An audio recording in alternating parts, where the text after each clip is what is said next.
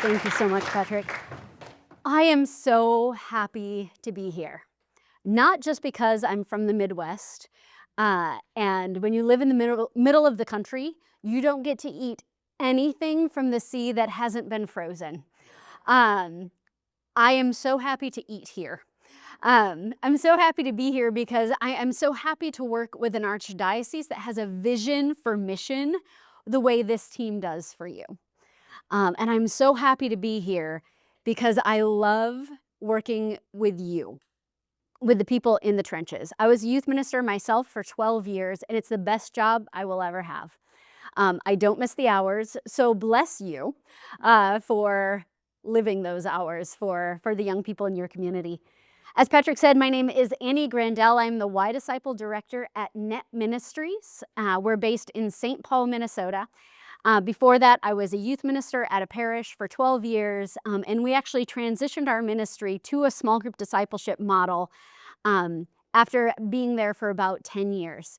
And so I like to think of myself, a few of you are old enough in this room to remember those ads from the 1980s, the hair club for men.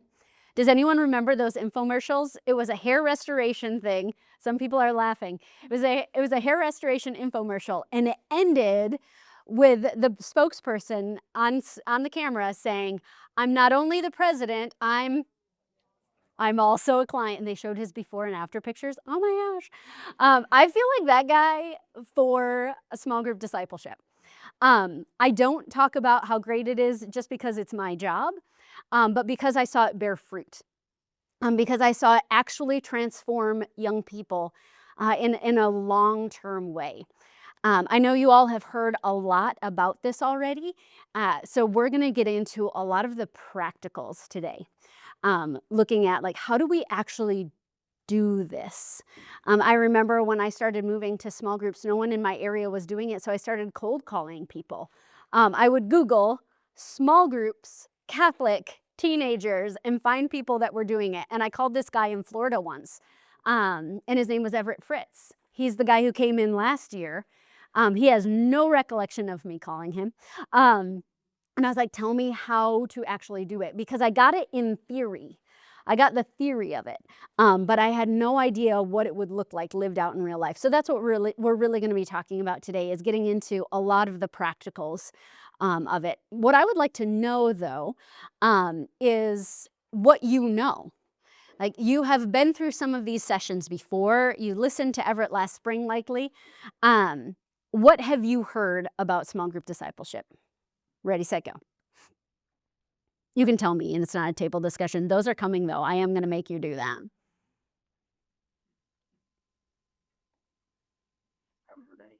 You haven't heard anything about it. Fun. That's great. I love it. Like a classic youth small group. Somebody's got to talk first, right? We do it in our parish, following your youth ministry mindset example. Oh, great. And really from moving from transactional to transformational relationship with the kids in small group. Beautiful. Yep. Beautiful. I love that. What else? What else do you know? Yeah. Like her 5 years ago, our parish coached with Rebuilt, Yes. which is small groups across everything. Love that. I love it. That's great. That's great. Anybody else? Yeah. Probably the oldest one here. I don't really know a lot about the fields. And my experience is younger days as a priest. Yeah. Youth ministry was not even on the horizon. And my experience of youth ministry as a younger priest was during the years of busing in Boston and Charlestown. And that sort of was my sort of experience. And so to see it now as something that's just a whole different genre, just get to see what's going on. Wonderful. I love it. That's so good. So a little bit about the organization. Oh, we have somebody over here. Yes. Who else? I was Yes. just going to say, we hear a lot about it. No, I'm here. The Matthew, Mark, Luke, John, every Sunday. Yes. Yeah. Yes. Exactly. I remember always my vision of the Gospels tended to be like Jesus speaking to crowds, Sermon on the Mount moments. But when we actually look at the red letters, when we look at the words that Jesus spoke, The vast majority of them are to a smaller group, the 12, often the 3, and even the 1. He did have the big 5,000 moments. Those happened. But so much of what he said was personalized, individualized. So Why Disciple is a digital toolbox to help adults do small group discipleship with teenagers. We create tools, training, and content for small groups because people are like, what do we do? We help you with that. To help you do small group discipleship with teenagers, creating small faith communities with consistent adult mentorship, and an aim for them to live the Christian life. The General Directory for Catechesis calls discipleship an apprenticeship in the Christian life. That somebody who wants to be a carpenter doesn't just read about it in books or just take classes. That's a part of it. Learning the theory is a part of it. But how they become a master carpenter is learning alongside somebody who's done it before. You and the people on your team who are helping you are the master carpenters that are showing young people how to live the Christian life. I want to give you guys a few moments to chat throughout this with the people at your table, in part because listening to the same person with a Midwest accent for 2 hours straight is just cruel and unusual. So we won't do that. I do want you guys to have a few moments to just check in with each other at your table. You'll see there's a stack of cards with photographs on them. What I'd like you to do is kind of spread those out so y'all can see them. And answer the question, how is your ministry year going so far? By using those pictures. Which one of those best describes how your ministry year is going so far? I'll give you about 5. These are actually from something that we've made for Why Disciple. It's called our Connect Deck. This is a sample of it. I'll give away one at the end of today. But when we talk about ministry, about getting people talking, getting young people engaged, this is a great tool because many young people don't know where to start. So when we say, how was your day? Fine. Conversation over. What this does is it builds in follow-up questions, like which one of these best describes your week? This one, which is how I feel most weeks. It is a T-Rex eating a G.I. Joe.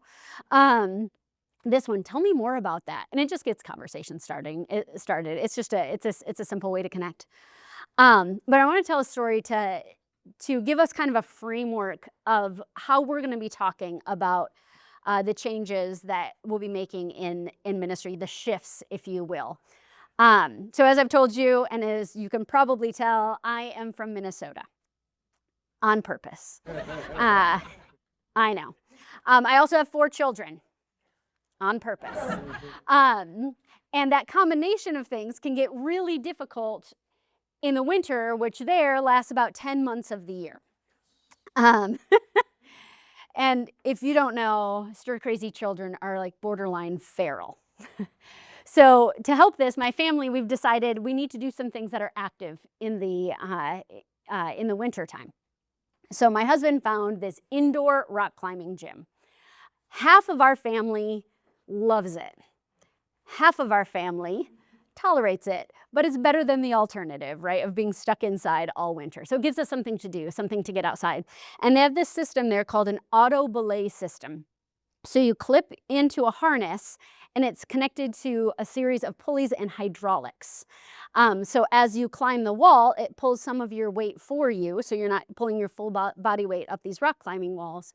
And when you let go, on purpose or not, you don't go crashing down.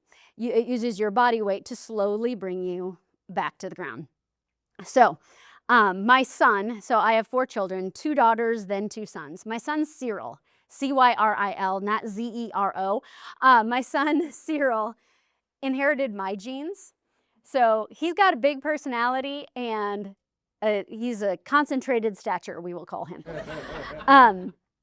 And when we first started doing this, he would climb to the top of these walls. He's on the half of the family that loves it. He'd climb to the top of these walls and he would let go and nothing would happen because he didn't have enough weight for there to be a counterbalance happening.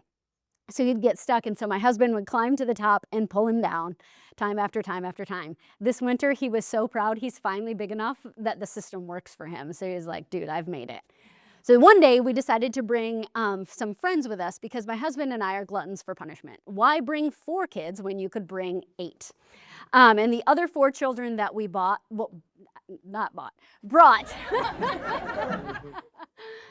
yep, the other 4 children that we brought had never done this before. So it was a pretty heavy lift getting like everybody clipped in and teaching them what to do. My son Cyril's friend Adrian came along. And he had never done it before. He did a couple of the kids' walls and he was in. He was loving it. And so he wanted to try one of the big walls. I'm like, sure, buddy. I get him clipped in and off he goes. And then I go to help the next kid over here. And all of a sudden I hear, Miss Annie, off in the distance. I think I'm stuck. And I look and there, 60 feet in the air, is dangling Adrian, who does not have enough weight to come down on his own. And I did what any sane adult would do. I started shouting technical instructions to a 5-year-old. Wasn't entirely helpful, but you know who was? Cyril. Before I could actually do anything of use, he runs over, clips himself in, and as he's climbing the wall, he goes, don't worry, Adrian, it's okay to be afraid. This used to happen to me, and I know what you need. You need my weight. My big guy, you need my weight. And up he climbs, and he gets to the top, and he grabs Adrian by the hand, and slowly, slowly, they come back down. I think a lot of times in ministry, the mistake I made so many times was very similar to the mistake I made with Adrian. I shouted technical instructions. I told my students what to do this, and more often, don't do this, don't do this, don't do this. But what our young people need, especially in this moment, in this time, in this culture, what they need is someone who cares, who is unafraid to climb into what they are dealing with and say, I know the way out. And show them instead of just tell them. Discipleship ministry, guys, looks a lot more like this than it does 5,000 people and me with a microphone. Discipleship ministry isn't tidy because neither are relationships. We're going to get our hands dirty. But what our young people need is adults who are willing to step into that space with them. When we talk about small group discipleship, it can feel overwhelming. It can feel like too big of a shift. And so what I want to frame it in today is start one. Whatever change we are talking about, whatever shift you're going to make, start small. Start with what you have and move from there. So the lens I want to be looking at everything with today is this. Start small, but don't dream small. Dream big. Jesus wants all of your young people to know him. I remember as a youth minister, I did the thing I was hired to do. I was 23 years old with a fresh pair of Birkenstocks, a guitar, a theology degree, zeal, and not a lot else. And I showed up at the parish that I ended up working for a very long time. And they said, so we have 500 high schoolers on our books. Make them love Jesus. And that was pretty much my onboarding. And it took a while to build that big youth group. At the end of my first year, I had 12 amazing young adults who were volunteering their time week after week and 6 kids. And if I knew what I knew now, I'd be like, let's go, man. 6 kids, let's go. It took some time, but after a while, we did what we were supposed to do. How many of you all like work for the church, right? Work for parishes? Great. This is like my brag. I had the hat trick. I was successful enough in my ministry that my DRE didn't ask me questions. My pastor didn't ask me questions. And guys, you're not going to believe this one. The business administrator didn't ask me questions. Woo! But I remember one night being at my youth group. We were reaching about 100 students a year and being simultaneously grateful for these young people and their families that I'd gotten to know over the years, their commitment. The adults I had working in our ministry, grateful. And at the same time, I thought to myself, I hope no one else does the math, because I did. Because while it looked successful, I knew it represented fewer than 20% of the students in our parish. And if we are missionaries, our hearts have to be hungrier than that. Our hearts have to be hungrier than good enough. My heart needed to be hungrier than the kids who were able to show up on a Sunday night. Jesus wants it for all of them. But the thought of doing one more thing, adding one more program, seemed impossible. I didn't have time. I had a young family. I was tired. I'd been doing this for a while, right? So the shifts we made were small, were incremental. And that's what we want to do here today, is talk about what are the small shifts that we can make, and what's our dream? What's our dream for our young people to experience mentorship in the Christian life? I like to think of it this way. Start with a mustard seed. Since this is Jesus's analogy, I think it's a pretty good one. Start with a mustard seed and then go to a movement. Don't try to start a movement. A mustard seed. I remember as a kid hearing that parable.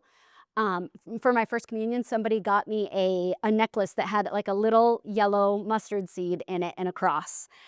Faith is small as a mustard seed, and what does it grow into? The biggest plant. And I remember seeing that and thinking, I mean, I know Jesus like invented everything, but it feels like he should know that that's not the smallest seed. Like a mustard seed is actually quite big. I was like, that's kind of a weird analogy, Jesus. This is what mustard seed looks like in the Middle East, where Jesus was from. They are these microscopic things. Jesus wants to start something powerful, but almost always he starts with the minute. Okay, so think mustard seed to movement as we are talking here. I want you guys to talk at your tables for a few minutes and answer the question, what is the biggest obstacle that you face either starting small groups or growing them? What is your biggest obstacle? 5 minutes, go. What were some of the obstacles that came to the surface in your conversations? Yes. Scheduling. Schedules. Finding time that everyone can meet. Finding a time that everyone can meet. Hold that thought. We're going to talk about that one later. That one's huge.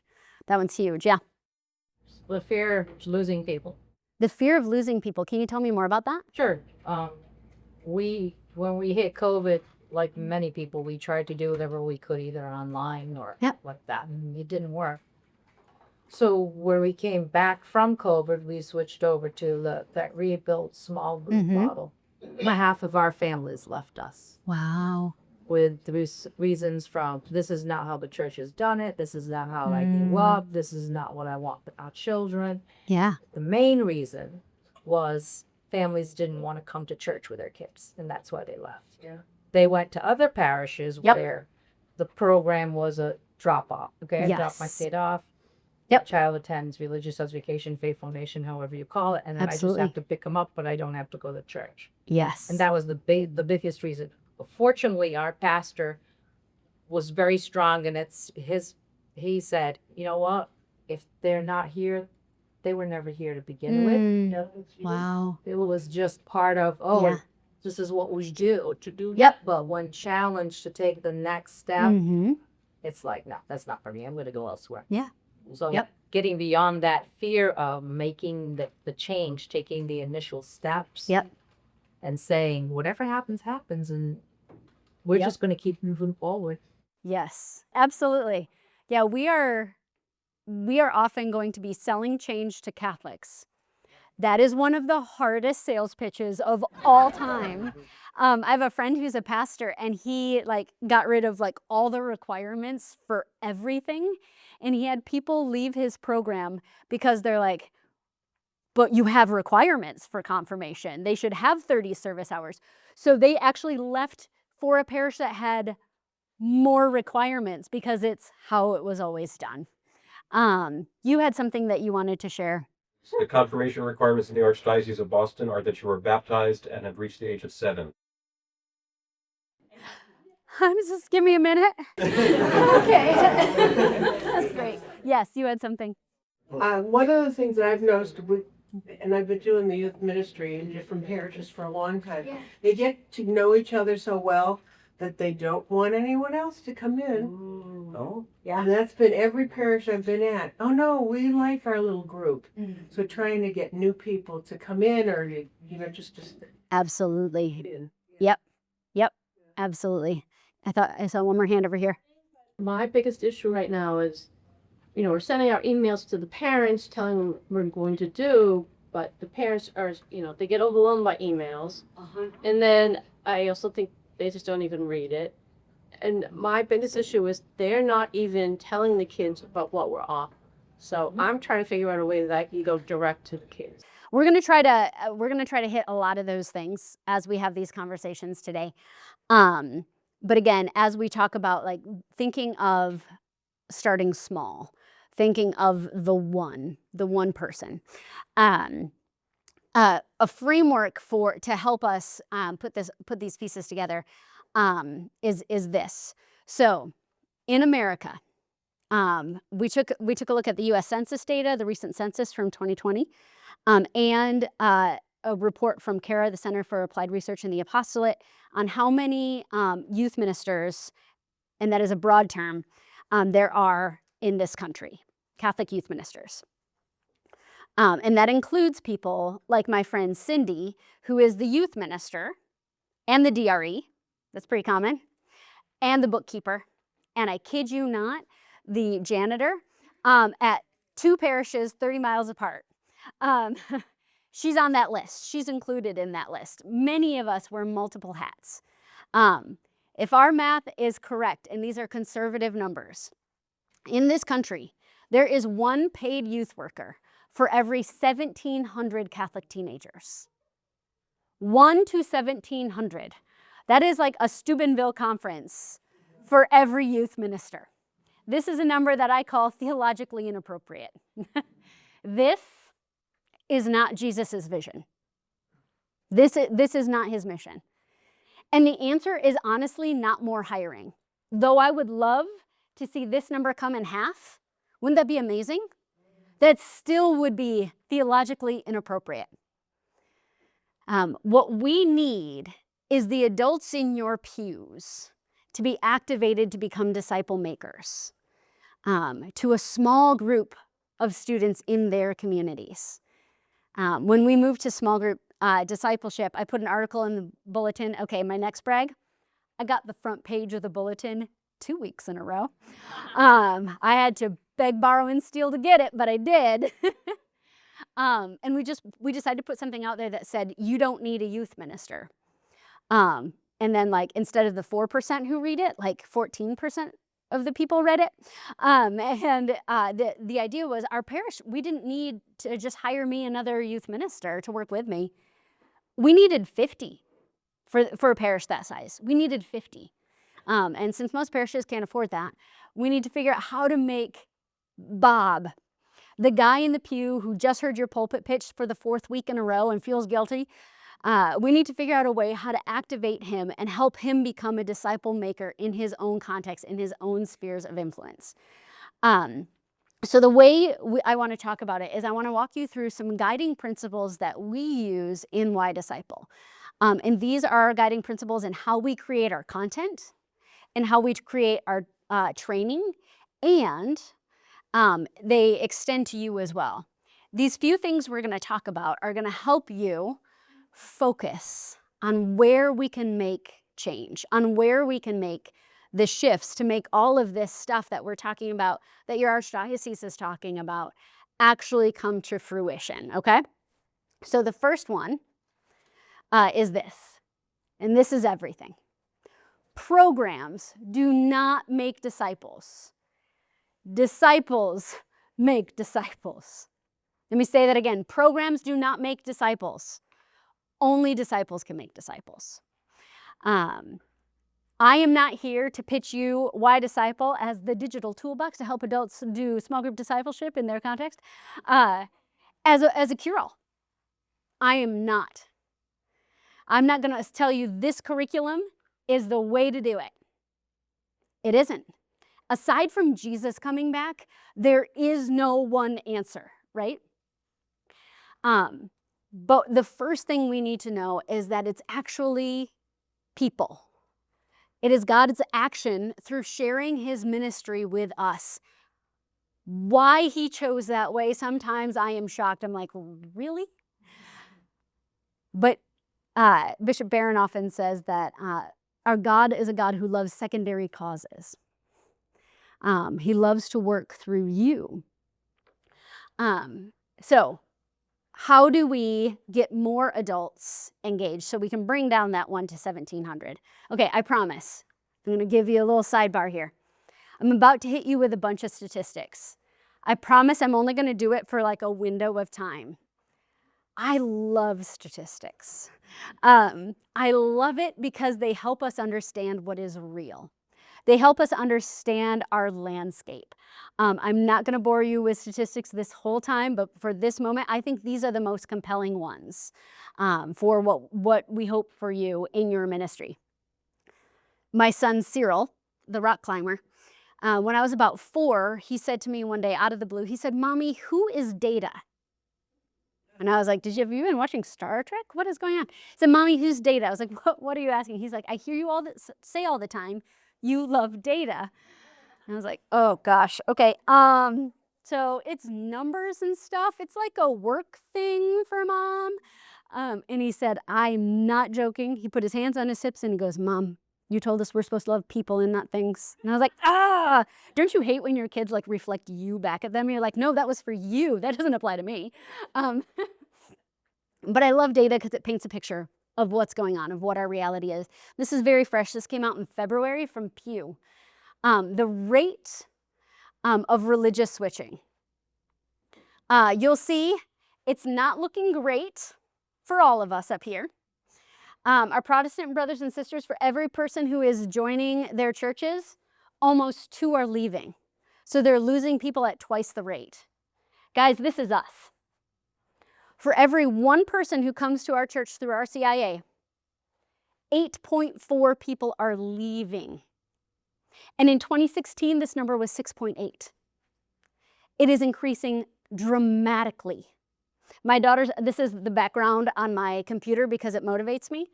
My daughter, who's 11, saw this and she goes, "Well, that's just depressing." And I said, "Tess, that's why I work." And she goes, "That's less depressing." But I see an incredible amount of hope. I'm not going to give you just doom and gloom statistics. Because Barna, a Protestant research company, found this, that 71% of Gen Z is open to learning about Jesus. Not just religion, not just spirituality, not God in a vague sense. Jesus, the person of Jesus.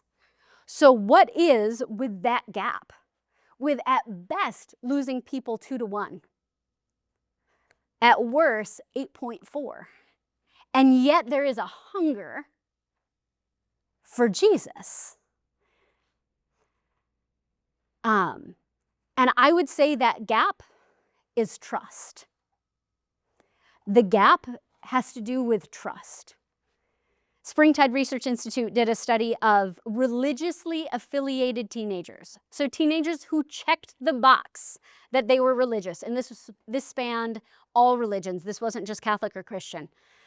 So teenagers who self-selected as religious. 52% of them, those kids, said they have little to no trust in organized religion. This is the kids in the pews. More than half say they have little to no trust in organized religion. But don't worry, guys, it's all bad. It's not just us. This is organized religion here in the middle. On a scale of 0 to 10, this is how much they trust institutions. The worst is the presidency. Just above it is big business. Doing best is nonprofit organizations, and they're only at 5.4 out of 10. Our younger generation has lost trust in institutions, and we could talk all day about why. Some of it has been sold to them, some of it has been earned by institutions. There is a gap in trust for our young people. But this is where I find hope. Is young people say they trust people who care about them.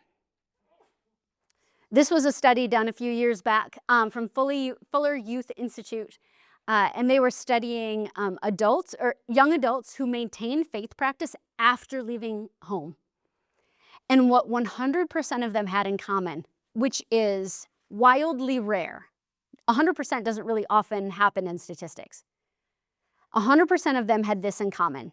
They could name 5 adults who were invested in their faith on some level. 5. And man, with safe environment, we're often talking 1 to 7. 5 adults. In the best case scenario, mom and dad are 1 and 2. That's the best case scenario. But we know sometimes it's just mom, or sometimes it's just dad. Sometimes it's not mom or dad. So even in the best case scenario, both parents are invested in faith. They still need 3 other adults in their life. What this tells me is that gap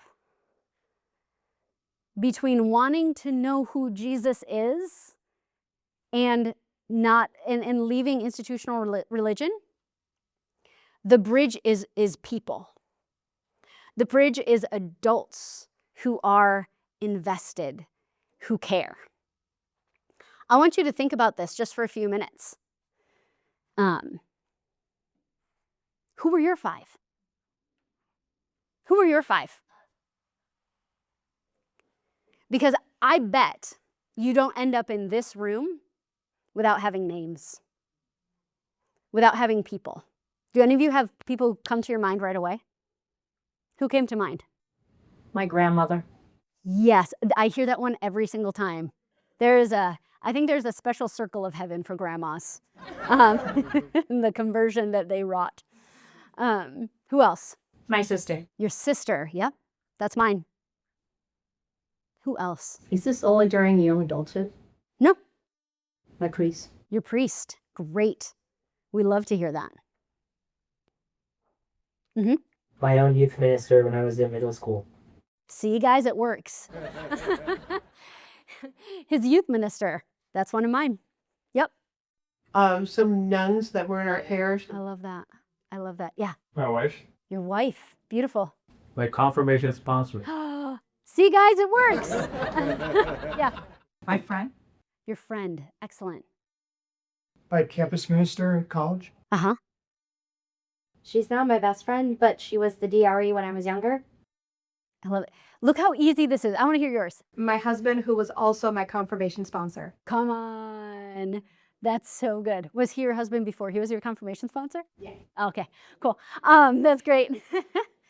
But how amazing is this? Like, how easy was it for us to come up with those names? Like, with just one pause. We know this is true because we've felt it, we've experienced it. So how can we as church communities put more adults in our young people's lives?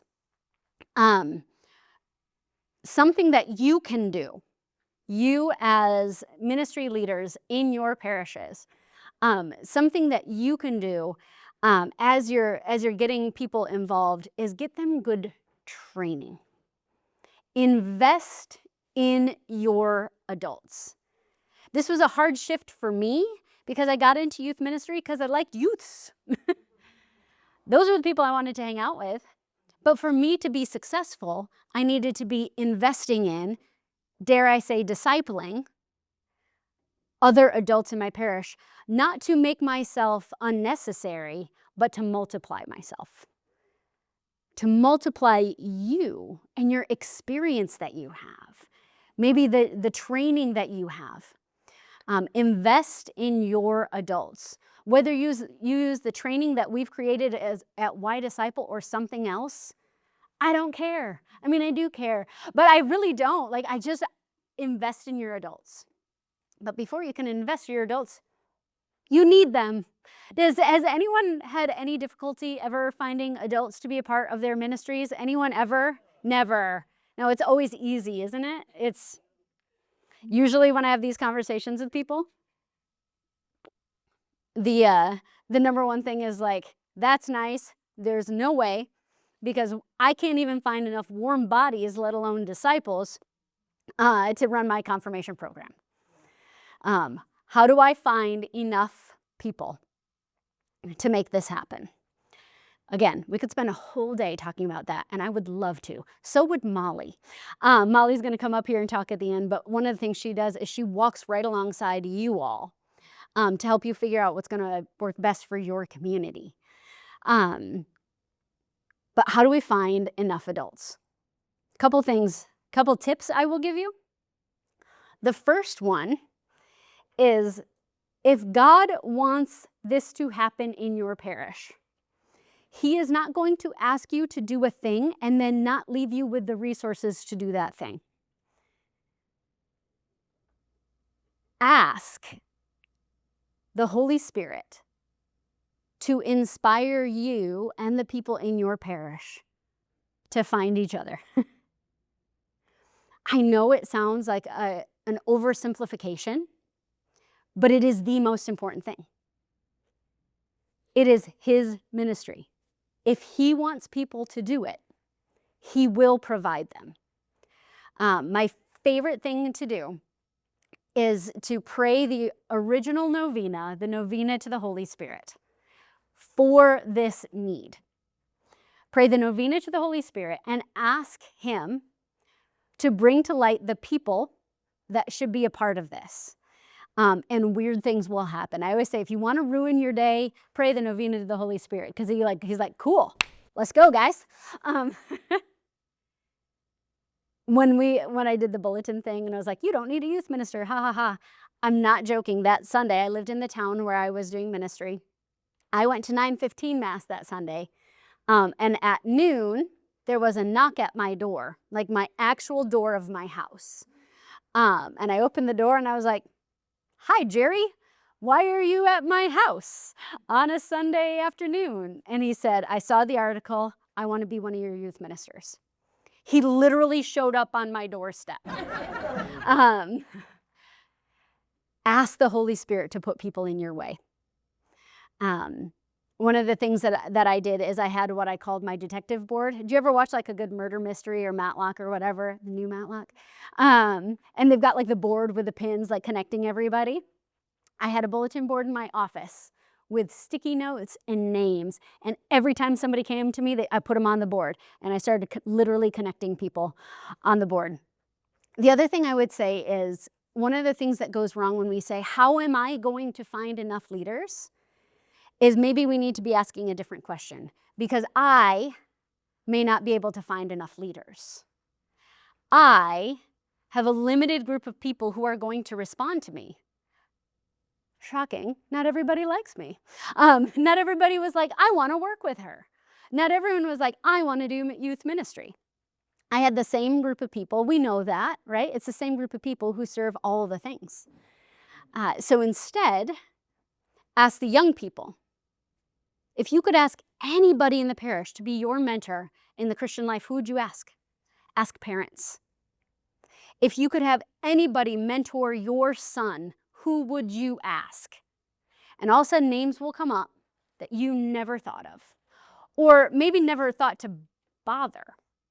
My favorite story from my experience was this group of boys, we're starting a small group. There's a group of friends that wanted to be in a small group together. I didn't have somebody on my board I could connect them with. I doled them all out. And so I asked their parents, who would you ask? And they said, Tim. It's like, Tim is a lawyer. He has 6 children. He's involved in everything already. There is no way Tim will have time.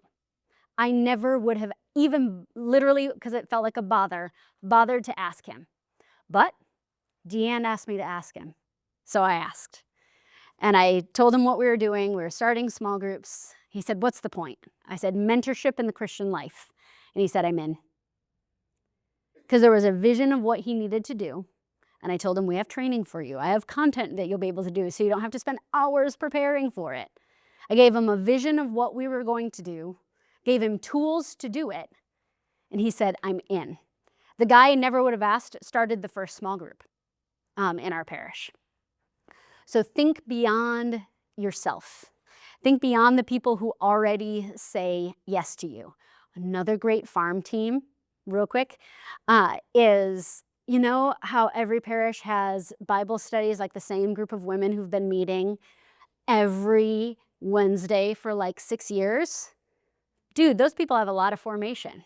It is time for them to go on mission.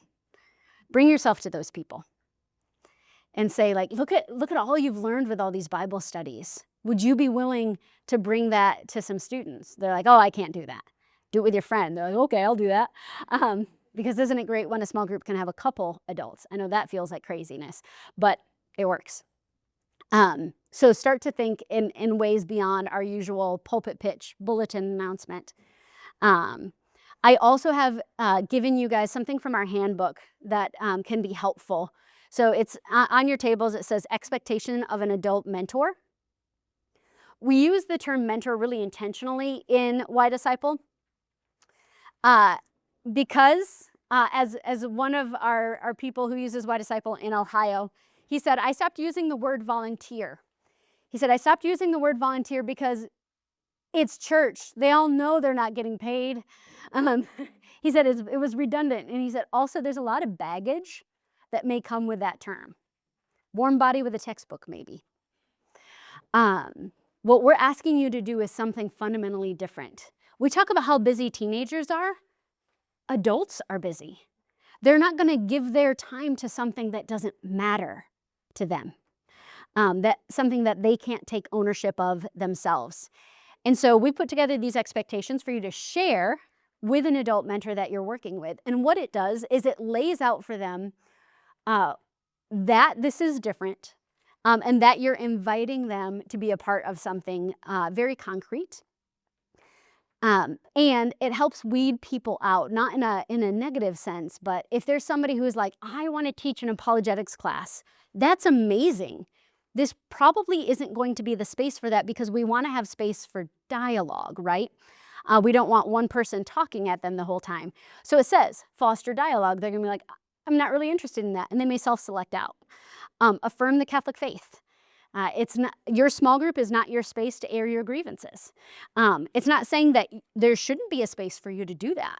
But with young people, that's not the space. So we're affirming what the Catholic Church teaches. So it just gives you a nice framework of what you might be asking of your leader. So feel free to take those with you.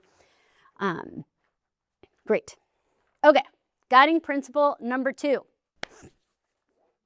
Belonging precedes believing.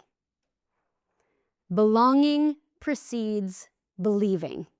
One of the reasons we're talking so much about small groups is we want to give young people a space where they feel known, where they feel loved, where they feel cared for. It is a well-worn adage that nobody cares how much you know until they know how much you care. Frequently in ministry, I had a friend point this out to me when I was still at the parish, that we often have things structured in a continuum of believe, behave, belong. Meaning, here's the stuff we believe.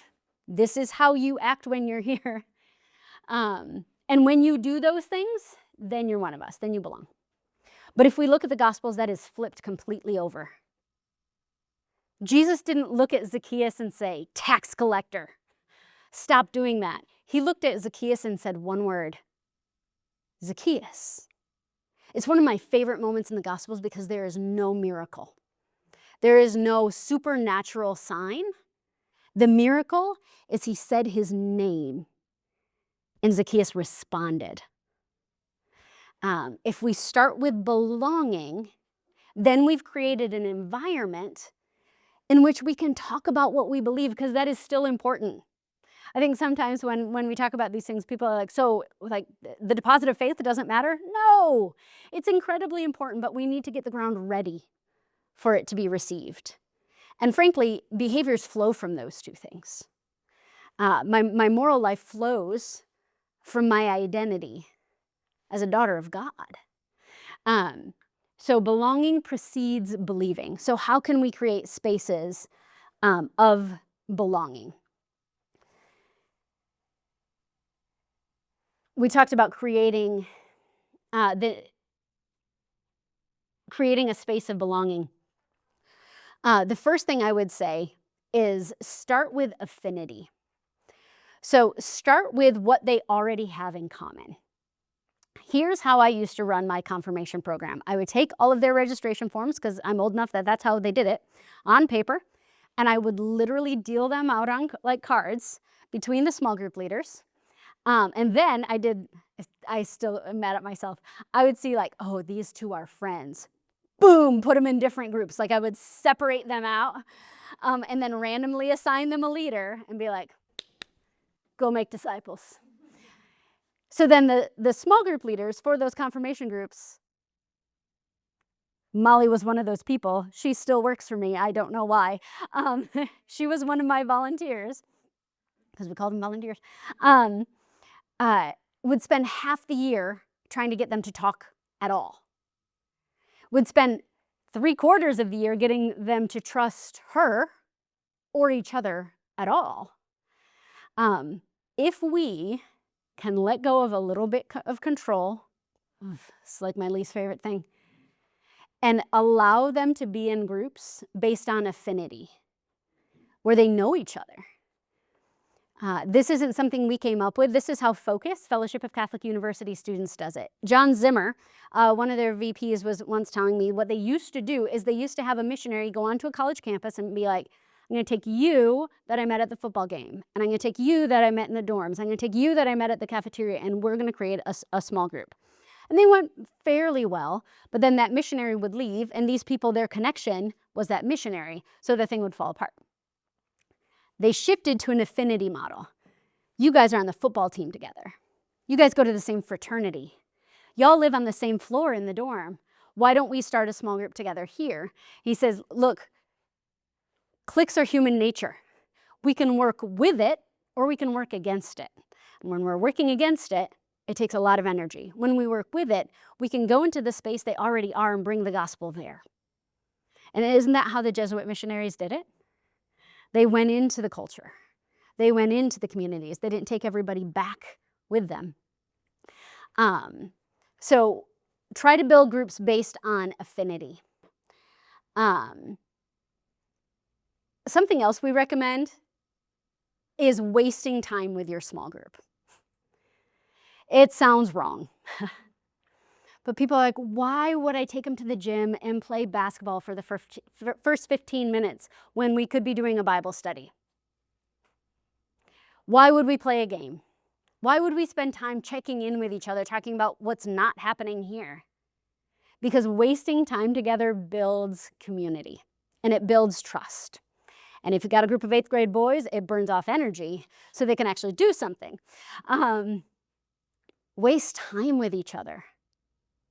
And it's a way for you to show that you care about them as people, not just as small group members on a Wednesday night. How was your week? Tell me more about that. Which one of these best describes how you're feeling today? What was a high? What was a low? I had a group of girls I mentored for 7 years. I got together with them this summer. They just finished their freshman year of college. And we sat down in a coffee shop. And one of them looks at me and she goes, we're doing highs and lows, aren't we? I was like, yep, we are. because they expected that. We always started with high and low. What's been going on in your life? Spend time connecting as people before you ever try to connect with any content. What I like to think about it as you're building a sense of belonging and building a sense of community in your groups, what you're doing is, as we were talking about before, we're getting that ground ready. I'm from the Midwest. For the last several years, we've been experiencing a drought. Last May, my lawn was dry in May, and that never happens in Minnesota. Like, it's very wet there normally. My lawn was toast in May. And what happened in June was we started to get torrential rains, pouring rains. And the drought was solved, right? Nope. The rain came too fast and it rolled off the surface. And in most places it did nothing. In other places it did damage. Our young people are living in a society and a culture of spiritual drought. And us and our zeal and our love for Jesus and us wanting them to know him, we can come in like a rain. And if we haven't taken the time to build a sense of belonging, to build a sense of community, it's all going to run off the surface. So take time, waste time when you have small groups. You as ministry leaders may need to hit this with your mentors over and over and over again. They need permission because most of your mentors are incredibly well-intentioned. They're going to do everything that you said and they're going to be focused on the content. And so you need to give them permission to not do content for a moment.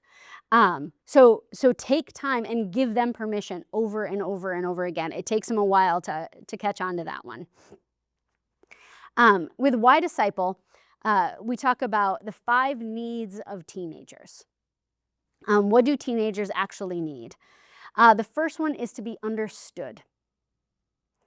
How oftentimes do we hear teenagers say this? You just don't understand. And frankly, these days we don't. We don't understand the culture that they're living in. I can't say to my daughter when I was in 6th grade, because when I was in 6th grade, cell phones barely existed, let alone were in everybody's pocket. The need to be understood, the need to belong, the need to be transparent. They live in such a highly curated environment with social media. They need to have a place where they can be honest and it's not going to get turned into a meme. They need a place to be transparent. The need to engage in critical thinking about the intersection of faith and life. They're in this time of massive transition intellectually. Concrete thinking as younger middle schoolers to abstract thinking. A group of girls that I was mentoring once, I was with this group from when they were 6th graders. And I would always say, I want you to write down some questions that you have about God. If we ever have time at the end of a class, we'll go through them one at a time. 7th graders, 4 of the 5 of them wrote down, what does God look like? How concrete is that? 8th grade, we did the exact same thing. And their questions were, why do bad things happen to good people? If God is good, why is there evil in the world? Like, in 1 year, they went from what does God look like to the problem of pain. They're going through this massive shift mentally. So we need to give them space to engage in critical thinking about faith and life, a place where they can ask questions, where they can voice doubt and be received. All of this helps create this sense of belonging in your small group. And they have this need for guidance, and they know it. That's the fascinating thing about Gen Z and Gen Alpha. They are asking for guidance. They're asking for intergenerational support by name.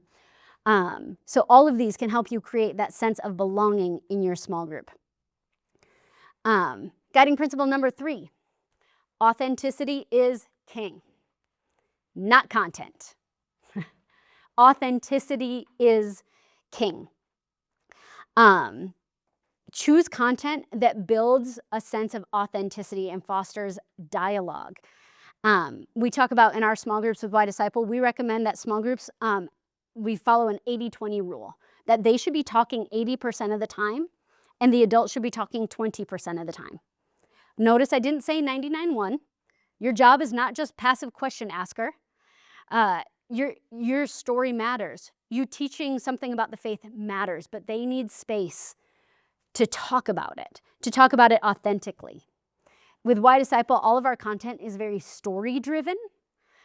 Stories do something really powerful for young people. And what I would say is, what's yours?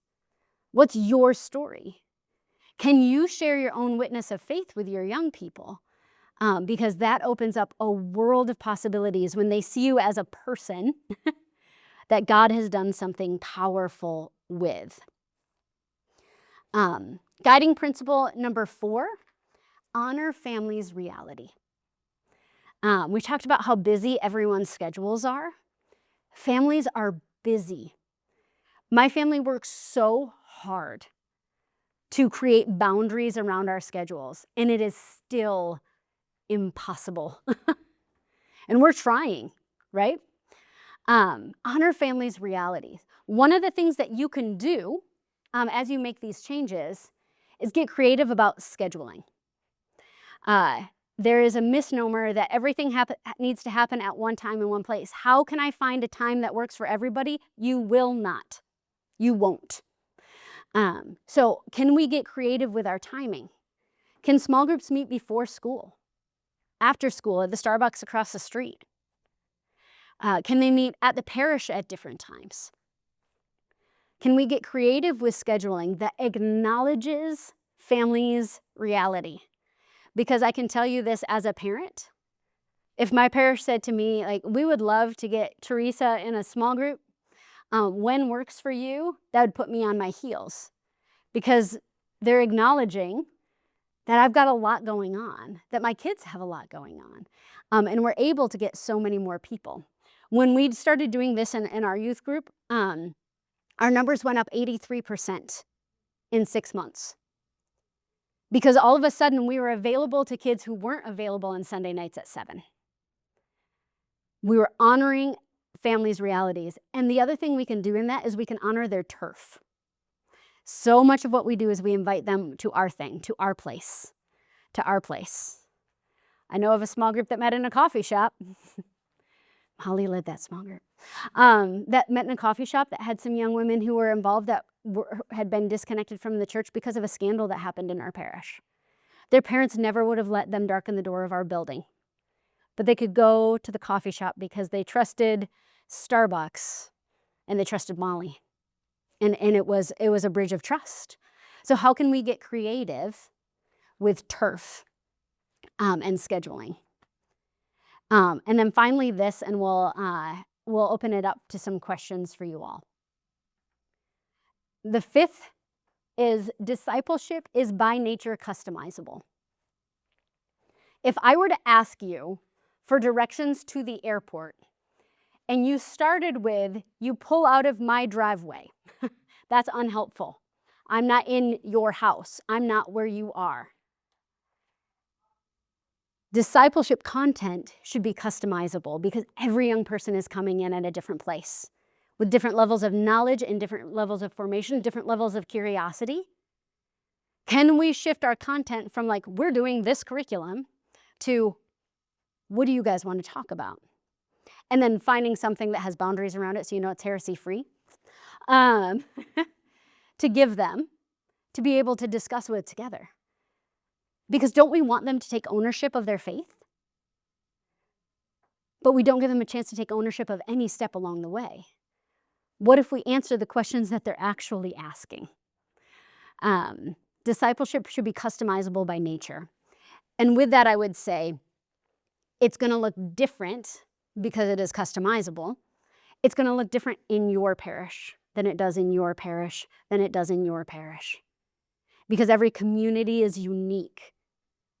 So how can we make choices to fit our community's unique needs? It's going to look different in different places. Discipleship should be customizable. I want you guys to talk amongst yourselves briefly, and then we'll open it up to questions. When we talk about starting small, of all these things, these guiding principles, what is one thing you can do? Like, go back to your office today What is one thing you can do to start? And or who is one person you can invite into your vision? Who is one other person? Because you've just doubled the number of people who now share your vision. So what's one thing you can do, and who would you invite? Ready, talk. All right, I want to be mindful of everyone's time. We promised we'd be done by 2 o'clock. It's a Wednesday, there's a lot going on. So I just want to open it up for a time of questions before we wrap up our time together. Yes? What would be the ideal size for the small group? An ideal size for a small group is 4 to 8 students with 1 to ideally 2 mentors. 4 to 8. Here's why. Any fewer than 4, if a couple kids don't show up, it gets A, you could run into a safe environment issues. B, you've participated in the capital sin of teenagerdom, which is awkwardness. 4 is a good minimum. And then for a max, we say 8. Any more of that, any more than that, people can fall through the cracks. They know they can wait you out and they don't have to talk because somebody else will talk, surely. When there's 5 of them, they're like, oh crap, I have to talk. Who is the first person who answered today? Like, see, we even do it as adults. So 4 to 8. The nice thing about that number also is as groups grow, which I've seen happen many times, like people are finding a sense of belonging. They're finding community. They're enjoying it. They want to invite a friend. Again, it might get too big. So what you can do is create 2 small groups that still meet near the same place, that can still connect with each other. But if you have 2 mentors in that group, you've now just multiplied your ministry. So 4 to 8 is the ideal. So if you end up having a huge number, Mm-hmm. and you have all these small little groups, Yeah. they meet at different times in different places then, right? So the adults that are with that particular group they could go to a coffee shop, but then they can make their own schedule with their group. Yep. Is that how I look at it? Yep. There is, so something in our handbook, we talk about having a lead parent. It's not a requirement, but it's really helpful if every small group, wouldn't it be great if every parent in your ministry cared deeply that their child become a saint and they would do anything to help you in their ministry? That's not realistic. And even the ones who care might not have the time to help. But I bet you can find one parent in every small group who's motivated, who's that mover and shaker parent, who can help with the scheduling, who can help decide where they're going to meet, to help run some of the logistics of a small group. Can be a really powerful way to invite parents in. You also said they could maybe meet at coffee shops. I don't know, are people even allowed to do that here, Patrick? Yes, it's a common misconception that we can't meet in public places or off campus. So there are tight restrictions on meeting in somebody's personal home, but that's allowed if you follow a bunch of super tight restrictions. I can rattle off if you want. You can meet in someone's home? You can meet in someone's home if everyone who has access to that home ever under any circumstances has been PGC'd and quarried. So effectively no.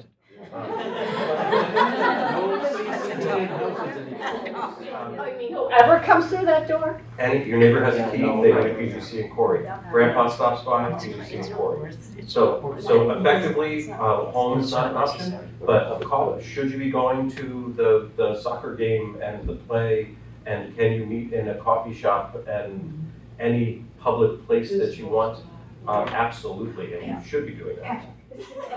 Are you saying that I could meet with like a bunch of kids as the lone adult in a coffee shop with other people there? Yeah, it's a public place. I don't have to have a secondary. You don't need a second adult. You need a second adult if it's a private place or if it's parent But property.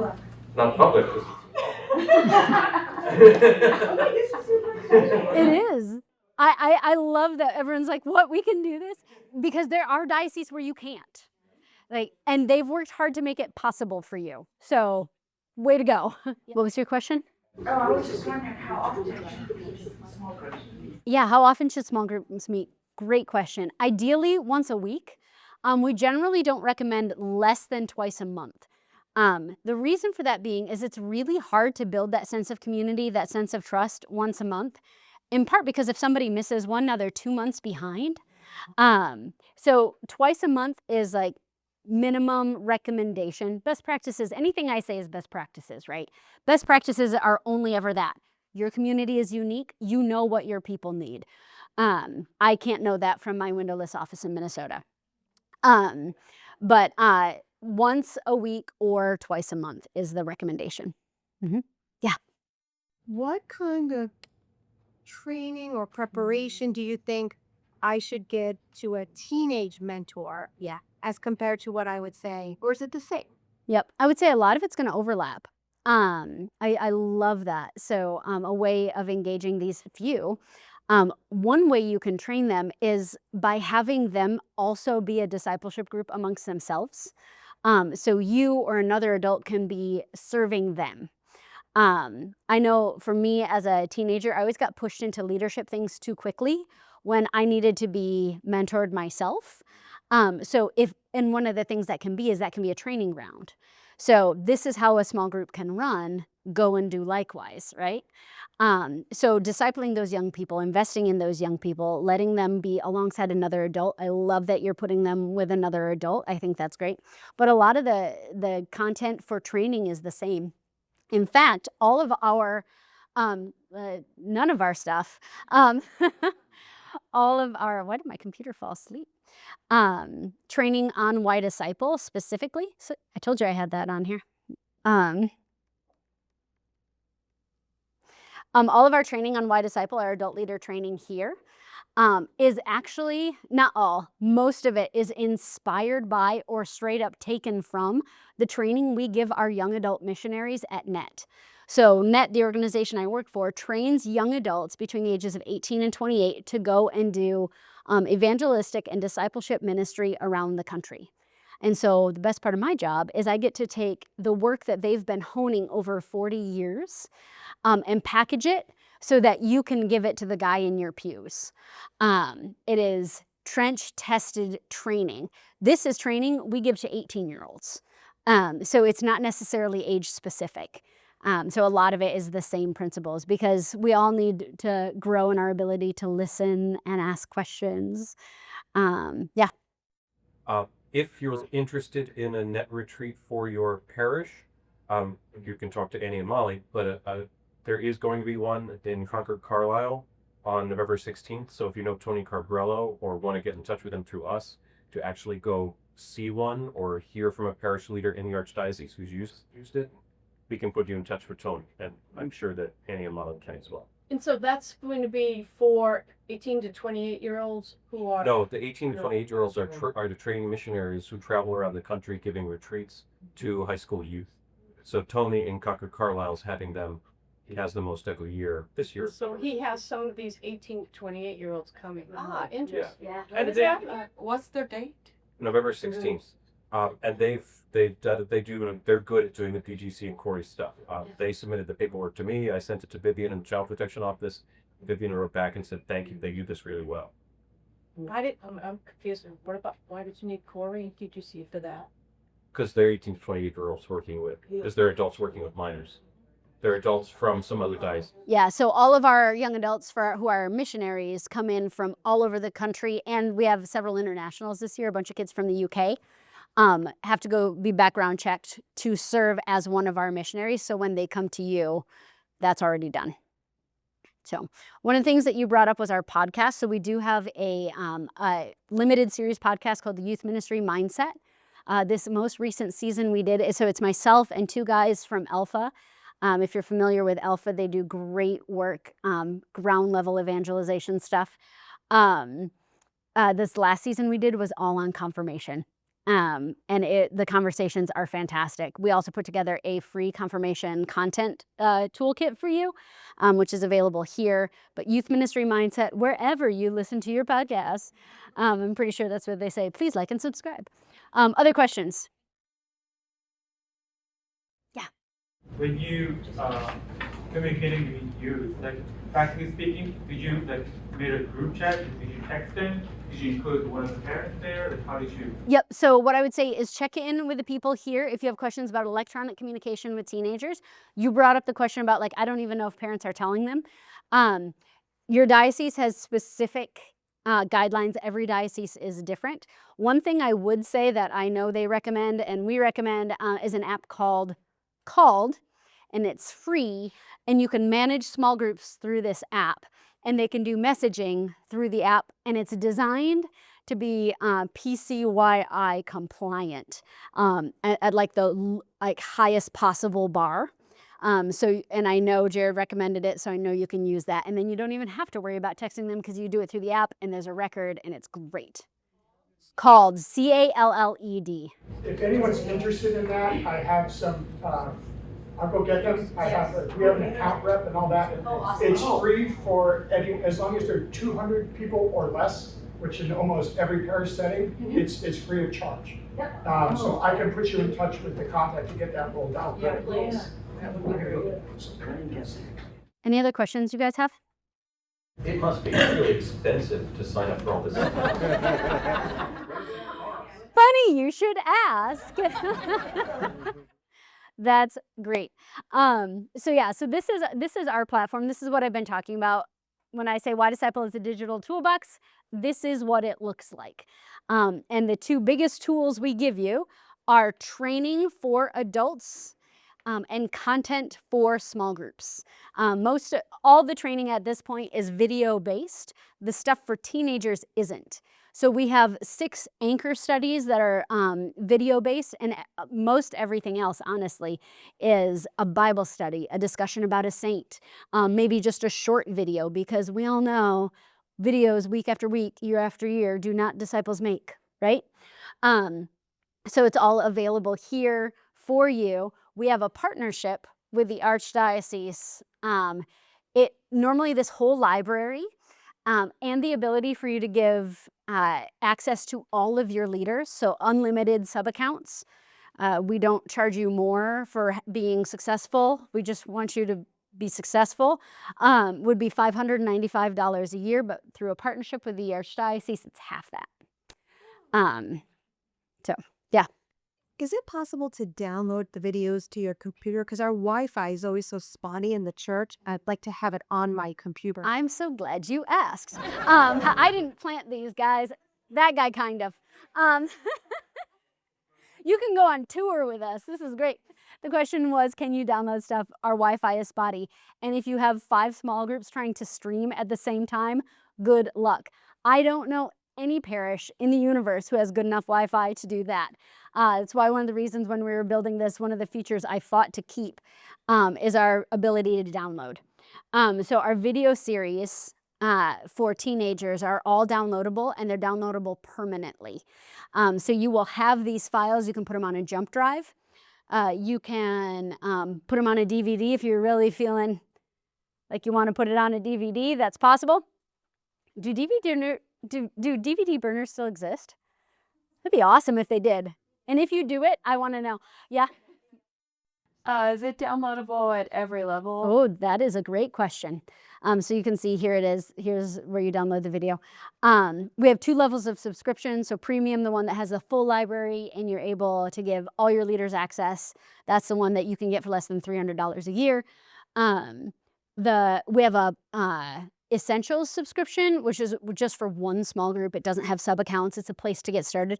You can't download those permanently, but we do have offline playback on our app. There's a Y Disciple app, iOS, Android, and Roku. And just like Netflix, if you want to watch a movie on a plane, you download it, and then after you watch it, it goes away, or you have it for a set amount of time. It runs very similar to that. So as long as you have a subscription, as long as your app is active, they'll be available for you to play offline on an iPad or something like that. For the toolkit as well? Confirmation toolkit? Yes. I can't speak for Alpha's videos because we don't own those, but I'm pretty sure they make them downloadable. Yeah, Alpha's are downloadable and they're free. Alpha is free and always will be. Other questions? Yeah. Is the content routinely updated so we're not like back in health class where we were watching movies from the 1980s? I didn't plant you either. Man, this is Boston. Yes, we actually take it very seriously, making sure our content is up to date. Why Disciple has been around for a very, very long time. I used it when I was a youth minister. When I was a youth minister, I remember showing one of the videos to my students and saying, I thought it was amazing. And I was like, what stood out to you in the video? And they said, his iPhone 4. Like, they were so distracted, they literally heard nothing. So updates matter because they can't hear the message when they're distracted by the hairstyles. So we have since updated everything. Since Net took ownership of it, we have updated everything on the platform, and we have every intention of going back and updating again. That's one of the reasons we have a limited number of video series we do, so we're able to be committed to that constant renewal. On top of that, we're always adding content. We have a new content drop every single month. So there's new content coming out all the time. New saint sessions, which are one of my favorites, where it's just a discussion guide, no video, conversation to have with teenagers about a saint, looking at a moment in that saint's life when they themselves were a teenager. And having a conversation. We just dropped a couple of those. Our Seasons Bible study is a lectionary-based Bible study that's written by someone from the Rebuilt ecosystem, Chris Wesley. For middle school lectionary-based Bible study, we constantly add new content for you so that it doesn't get old and that old stuff will be refreshed. And even I was showing you some of our leader training on here. That's the thing we're most committed to adding to frequently, because this is what matters. It doesn't matter how good our videos for teenagers are. If the flesh and blood adult in the room doesn't know how to engage a teenager, it's all going to fall flat, right? It matters how good our videos for teenagers are, though. This one, 4 videos, how to get started, starting your very first small group. We're actually going to redo these this year. These are only 3 or 4 years old, but we're going to redo them again because we have new data. And we want to keep everything that we're doing super relevant for you all. Thank you all for the work that you are about. I'll invite Patrick back up here. But honestly, like, all I do is for you. And I'm so grateful to be with people who are doing the work of discipling young people in the trenches. So thank you all.